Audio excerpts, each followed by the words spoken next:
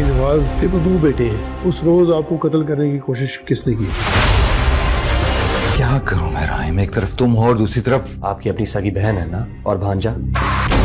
تمہیں جواب دینا ہوگا راہم کو، بتانا ہوگا کہ تم کمزور لڑکی نہیں ہو۔ راہم سر کی اتنی مخالفت کیوں کر رہے ہیں؟ آپ نے ماموں ہونے کا فرض تو دور کی بات، میرا لائر ہونے کا فرض بھی نہیں نبھایا۔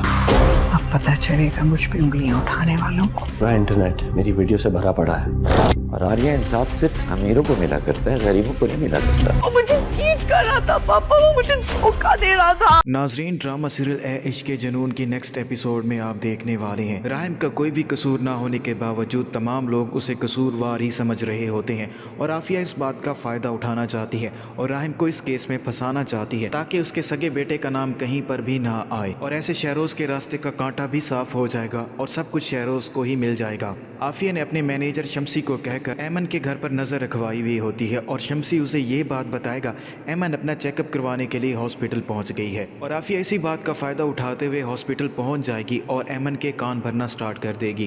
وہ اسے اس بات کا یقین دلانے کی کوشش کرے گی میں تمہارے ساتھ ہوں اور راہم نے تمہارے ساتھ بہت غلط کیا ہے۔ عافیہ ایمن کے پاس جاتی ہے اور اسے بتاتی ہے میں سمجھ سکتی ہوں تم کس کنڈیشن سے گزر رہی ہو اور میں تمہارے دکھ میں برابر کی شریک ہوں، لیکن تمہیں اب راہم کو بتانا ہوگا کہ تم کمزور نہیں ہو، تم نے سب کو بتانا ہوگا یہ سب کچھ تمہارے ساتھ راہم نے ہی کیا ہے۔ ایمن یہ باتیں سنتے ہی بہت ہی زیادہ حیران و پریشان ہو جاتی ہے، کیونکہ وہ یہ بات جانتی اس کے ساتھ یہ سب کچھ راہم نے نہیں کیا بلکہ شہروز نے ہی کیا ہے۔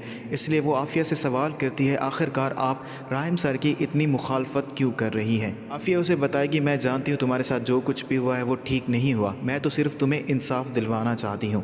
اور وہیں دوسری طرف ماہین بھی جب یہ ساری ویڈیوز دیکھتی ہے تو بہت ہی زیادہ پریشان ہو جاتی ہے، اور باقی لوگوں کی طرح ماہین کو بھی یہ بات لگ رہی ہوتی ہے یہ سب کچھ راہم نے ہی کیا ہے، راہم اس کو دھوکہ دے رہا تھا، اس کو چیٹ کر رہا تھا۔